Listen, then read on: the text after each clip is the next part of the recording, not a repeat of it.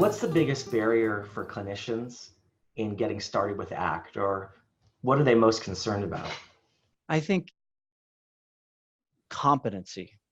I think that, clinicians want to know, how do I get competent in this? Hmm. And as much as I'd like to be able to say, hey, over a 2-day workshop, you can walk away with some competence, the reality is, it's a journey, it's a process. And my hope is that the workshop inspires them to keep learning.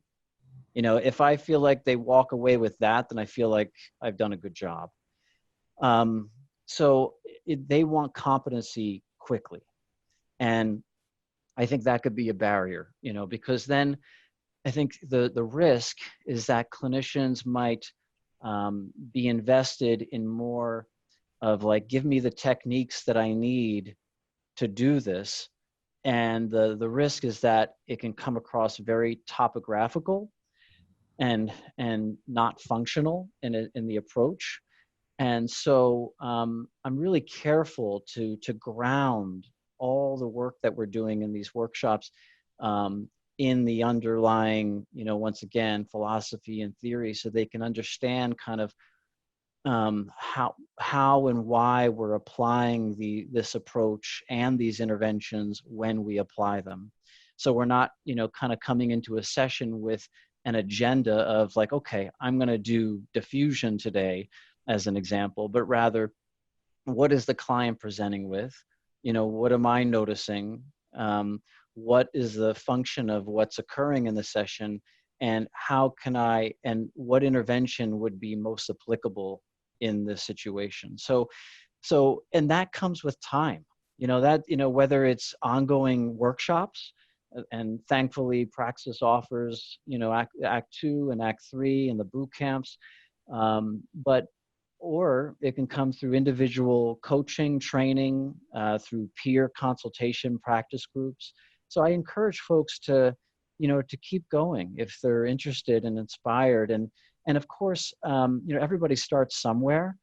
So, I can remember back in 2010, starting with scripts, right?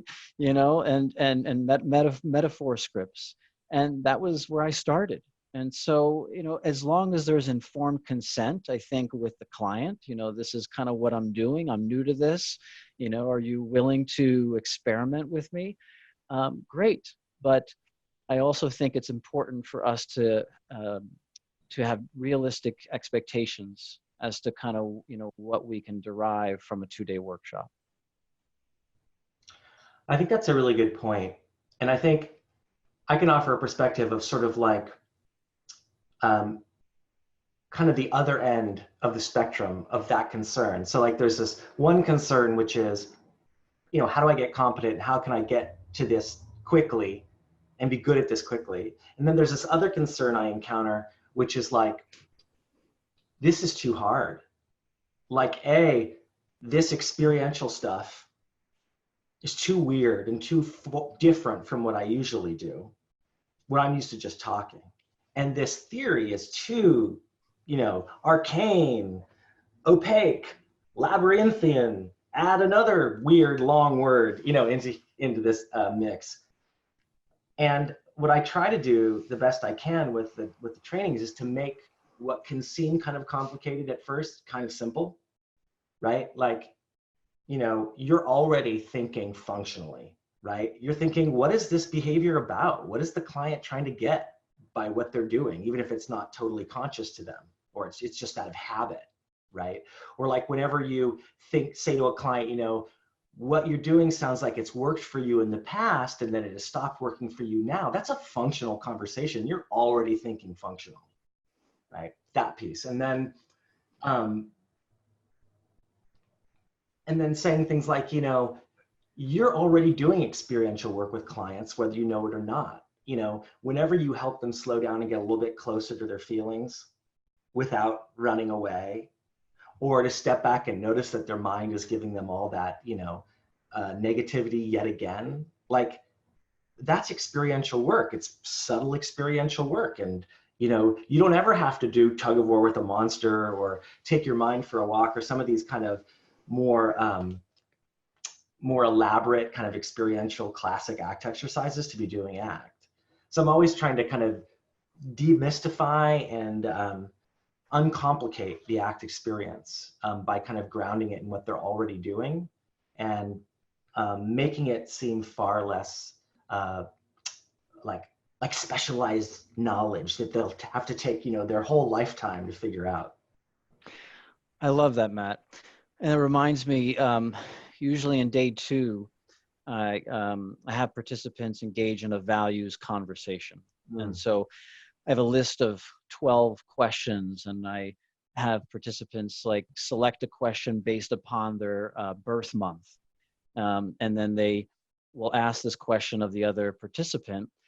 And at the end of the 5 or 10 minute exchange, I'll ask them, were you helping this person to connect with their values? Yes.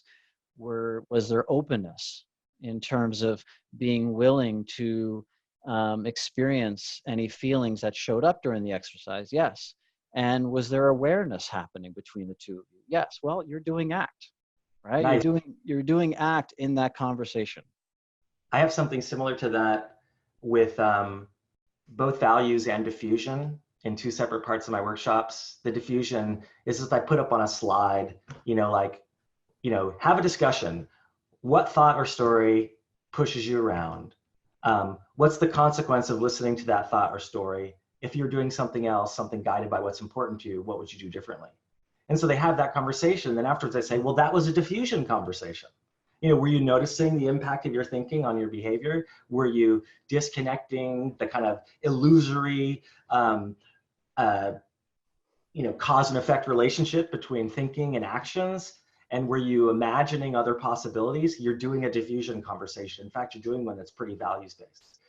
And then people are like, oh, like I don't have to repeat my thought 100 times over the course of a minute necessarily to do ACT. For anyone who's watching has no idea what I'm talking about, there's an ACT exercise where you take like a thought and you repeat it over and over and over again to kind of get in contact with the fact that the thought is just a bunch of words. But you don't really have to do some of that silly stuff to be doing ACT, even though, you know, personally, I kind of like doing the silly stuff because it makes therapy kind of fun and makes workshops really fun too.